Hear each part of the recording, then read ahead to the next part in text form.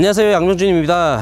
이번 차량 카니발입니다. 판매하는 차는 아니에요. 제 자가용입니다. 제가 이 앞전에 제가 왜 레일을 샀는지, 그러니까 캐스퍼와 비교하면서 레일을 왜 샀는지 한번 촬영을 했었고요. 이번 차량도 제가 그 몇 개월 전에 그 소렌토 제 차를 팔면서 구입한 이 카니발, 이 양병준이 왜 카니발 디젤을 샀는지 지금 이 전기차 대세, 이 매연에 대한, 이 환경에 대한 문제가 있으면서 왜 디젤 차를 샀는지 그거를 한번 설명을 해 드리려고 합니다. 하지만 이 영상을 촬영하고 또 몇 년 있다 보면 이 차량을 제 차량이라고 하면서 판매하는 영상이 올라가긴 하겠죠. 자, 이 차는 그 작년, 그러니까 21년 제가 9월에 구입을 했습니다. 그러니까 8월 달에 주문을 하고 9월에 받은 차예요. 그러니까 한 달 정도밖에 걸리진 않았어요. 지금은 굉장히 많이 오래 걸리죠. 그때도 많이 걸리긴 했었는데 어떻게 운 좋게 빨리 받았습니다. 저는 일단 이 소렌토를 타다가 카니발로 바꾸려고 준비를 하고 있었습니다. 그러니까 그 더 뉴 카니발을 구입을 할까 생각을 했어요, 중고차로. 그러다가 이 올류 카니발, 이렇게 신형 이 카니발 4세대가 나오는 걸 알고서 좀 기다렸었습니다. 기다리다가 이 9인승 큰 롱바디를 구입을 해야 되는데 비교할 차가 없었어요. 하이브리드를 구입은 하고 싶었습니다. 저는 전기차는 아직 저한테는 맞지가 않았어요. 저는 주행거리가 한 1000km까지는 달려야 저는 전기차를 살 것 같지, 그전에는 좀 구입하기에 저한테는 좀 맞지 않다라고 생각을 하고 있었고요. 카니발 하이브리드가 나온다는 얘기는 듣고는 있었지만 아직도 나오려면 2024년도에 나올지 2023년도에 나올지 모르겠어요. 그래서 이 소렌토를 판매하고 카니발을 사야 되는데 하이브리드는 나오지 않고, 하이브리드는 타고 싶고, 그럼 뭐가 있을까? 시에나밖에 없습니다. 근데 시에나와 좀 고민은 하긴 했었지만 일본 차라는 그 저만의 그 애국심과, 그리고 그 시에나 산 분들이 만약에 보신다면 정말 죄송합니다. 예. 그리고 카니발을 사야 되는데 가솔린 3.5, 저는 그거를 감당은 저는 솔직히 못 하겠더라고요.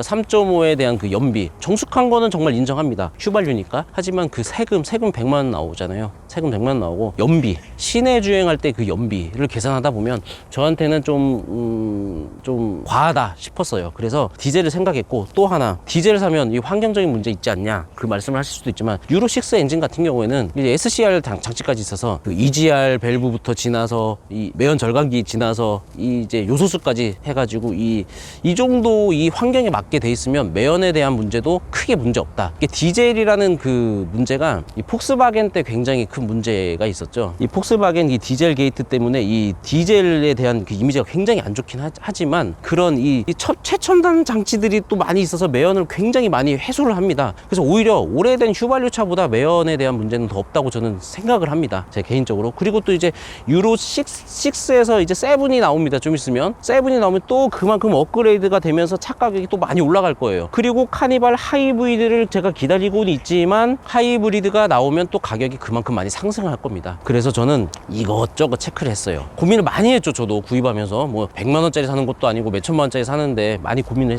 했지 않겠습니까?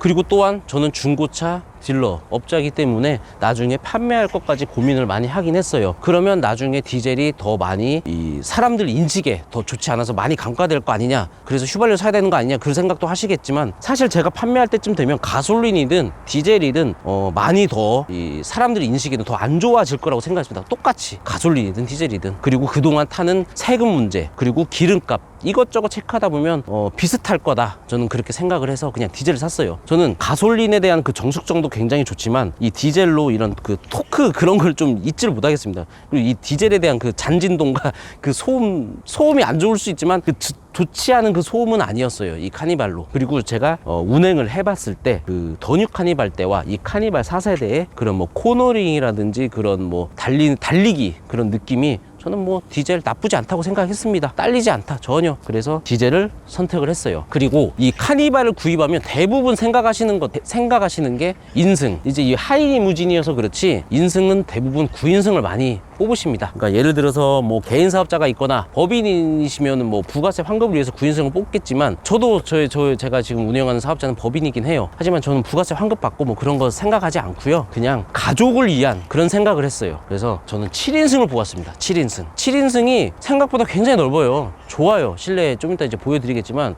내 가족 편하게 탈 수 있는 그런 걸 좀 생각했을 때 7인승을 뽑았습니다. 그리고 9인승은 또 편한 게 뭐가 있죠? 고속도로 버스 조형차로 해서 6명 이상 타면 굉장히 편하게 달릴 수가 있어요. 그러니까 버스 전용차를 달릴 수가 있는데 제 이 라이프 스타일로 봤을 때는 그 버스 전용차를 과연 내가 한 5년 동안 탄다고 치면 5년간 과연 몇 번이나 갈까 그런 생각을 했습니다. 그래서 그냥 7인승으로 편하게 이 뒤에는 우리 아이들이 편하게 앉을 수 있고, 또한 차박, 아이들이 있기 때문에 차박도 다니고 뭐 근거리에 가서 이제 뭐 텐트도 좀 치고 해가지고 좀 노는 그런 거를 생각했을 때 7인승이 저한테 맞다. 그래서 나 부가세 환급 안 받고 그냥 개인 명의로 그냥 뽑아서 그냥 편하게 이제 타보자, 그냥 그런 생각에 디젤 차량의 7인승을 뽑았습니다. 자, 이 차가 제가 좀 깔끔하게 짐도 싹 빼놓고 이제 소개를 좀 나중에 해드리고 싶었어요. 그래서 오늘은 제가 이제 매물들 소개하는 차량을 촬영을 하고 싶은데, 매물들이 매입은 한 차들이 지금 다 아직 광택 중이어서 소개할 차가 없어서 그냥 부랴부랴 지금 그냥 급하게 그냥 제가 카니발을 왜 샀는지와 그냥 뭐 디젤 차를 왜 선택했는지, 그리고 대부분 9인승 뽑는데 왜 7인승 뽑았는지 그런 걸 설명을 해드리려고. 그리고 저 같은 고민을 하시는 분들이 아직도 많을 겁니다. 가솔린을 사야 되나, 기다렸다 하이브리드 사야 되나, 아니면 9인승을 사야 되냐, 7인승을 사야 되냐, 그런 고민들을 많이 하시는 분들이 있을 거라고 생각을 해서 제 개인적인 생각을 말씀을 드리고 조금이라도 보탬이 됐으면 좋겠다는 생각에 지금 말씀을 드리고 있습니다. 자, 이 카니발을 이게 구입을 하시면 이 중고차를 또 생각하시는 분도 있을 거 아닙니까? 이 중고차를 만약에 구입하신다면 21년식에는 당연히 이 전면에서 보이는 엠블럼이 다를 거예요. 그 엠블럼도 고민을 하시면서 중고차 구입하시는 분들은 조금 체크를 하시고요.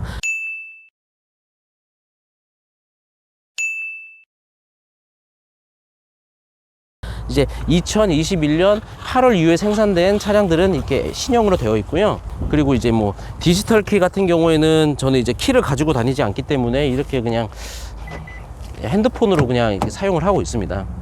사용을 하고 있고, 이 카니발 같은 이제 SUV 이런 승합차 같은 경우에는, 그리고 또 아이가 있는 분들은 이런 사이드 스텝, 사이드 발판이 있는 게 굉장히 아이들한테는 좀 조금이라도 편하죠. 그리고 짐을 치워놓지 않았기 때문에 좀 더럽습니다, 차가.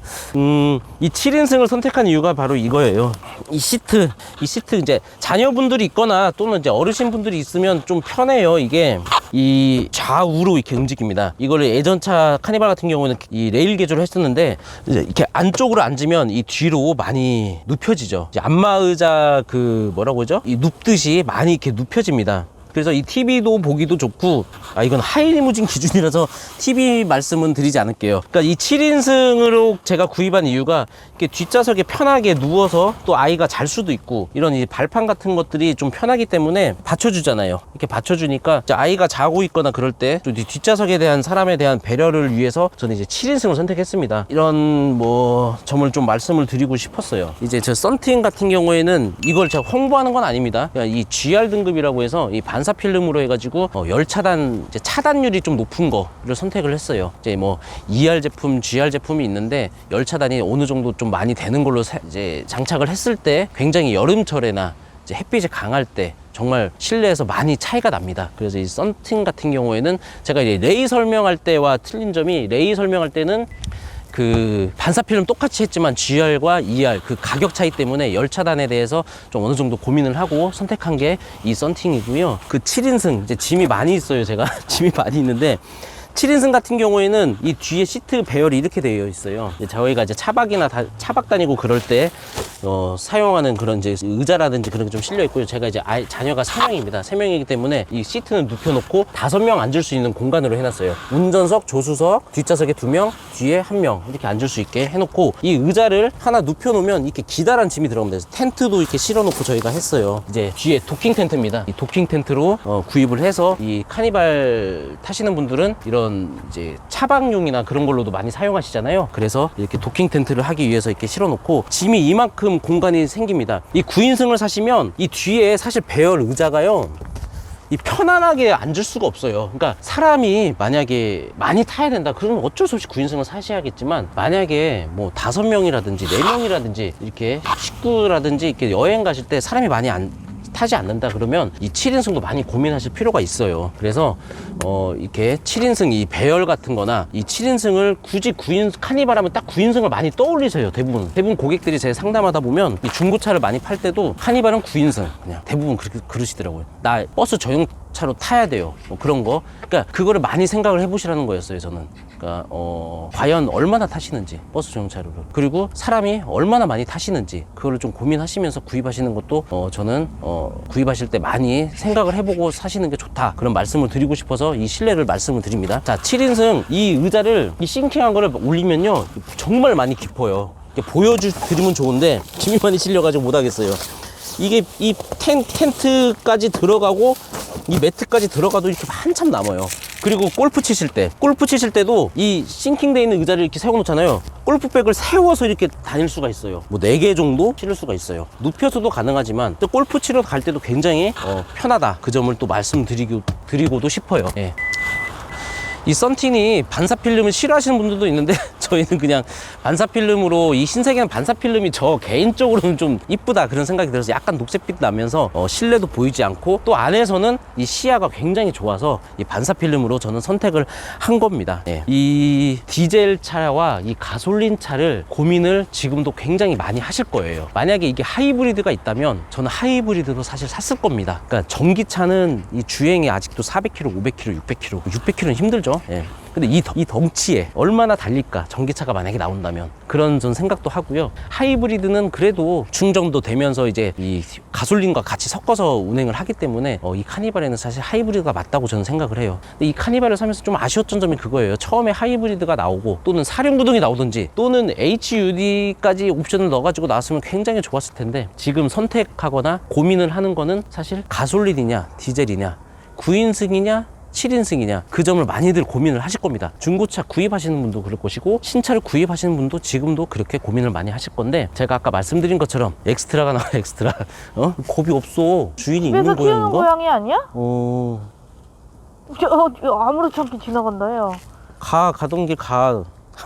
응? 자, 디젤과 가솔린, 제가 뭐 말씀드린 게 뭐 도움이 됐을지 모르겠어요. 제 개인적인 말씀을 드린 건데, 그런 이제 고민이 되신다면 제 개인적인 것만 제가 설명을 해드리는 거지 제가 정답은 아닙니다. 그 점 꼭 생각하시면서 구입을 하셔야 돼요. 그러니까 뭐 주행이 좀 많으시거나 고속 주행을 많이 하시는 분들은 사실 디젤이 지금도 아직은 선택이 나쁘진 않다라는 생각은 들어요. 제가 구입하는 거는 2021년 8월에 구입을 했지만, 지금 최근 뉴스를 보면은 이제 가솔린, 이 디젤과 그 전기차 그 판매 대수가 오히려 이제 디젤이 더 떨어진다고 하더라고요. 그러니까 그만큼 지금 디젤에 대한 인식은 굉장히 좋진 않은 상태긴 해요. 하지만 이 제 기준으로 봤을 때 제가 운행을 많이 하진 않아요. 지금 이게 주행거리가 2000km도 안 됐어요. 그러니까 디젤 타는데 주행거리도 짧으면서 왜 디젤 뽑았어? 그렇게 생각하실 수도 있는데, 저는 이제 장거리용으로 샀어요. 장거리용. 그러니까 장거리를 많이 다닐 때 사는 용. 그러니까 제가 이 차를 구입하고 이 단거리로 이 인천 시내에서는 거의 탄 적이 없어요. 강원도 한번 다녀오고 아산 다녀오고 영종도 몇 번 다니고, 장거리용으로 타는 그런 디젤용으로 구입을 했고, 연비도 보면은 한 12, 3km, 13km 정도 나오나? 고속주행에서도 아주 정숙하면 한 15km도 나와요. 그러니까 연비도 굉장히 좋고 진동도 많이 잡았고 소음도 많이 잡은 차라고 저는 생각을 해요. 지금까지 정말 많이 만족을 하면서 타고 있습니다. 몇 개월 타진 않았고 주행도 많이 짧지만. 그래서 많이 고민되시는 분들은 저한테 댓글로 물어보셔도 돼요. 그러면 제가 그래도 신차 영업사는 아니지만 중고차 많이 팔아왔었고, 디젤에 대한 장점 단점, 가솔린에 대한 장점 단점, 그리고 7인승과 9인승에 대한 장점 단점, 그 점을 제가 제 개인적으로 전달을 해드릴 테니 뭐 댓글이라든지 전화 문자 주셔도 제가 친절 상담해 드릴게요. 중고차가 이 카니발 4세대 같은 경우는 전시가 많이 안 돼 있어요. 지금도 신차가 뭐 오래 걸리기 때문에 뭐 중고차를 판매하거나 그런 용도보다도 이 7인승과 9인승, 지금도 고민하시는 그런 가솔린과 디젤, 7인승과 9인승 그 고민하시는 분을 제가 상담도 해드릴 테니 언제든 뭐 카톡 댓글 주시면 제가 친절 상담해 드릴게요. 전달이 잘 됐을지 모르겠지만 지금까지 제가 왜 디젤차와 7인승을 선택했는지 그 점을 한번 말씀드리고 싶어서 촬영을 했습니다. 이상으로 영상 마치고요. 또 좋은 영상 준비해서 찾아뵙겠습니다. 감사합니다.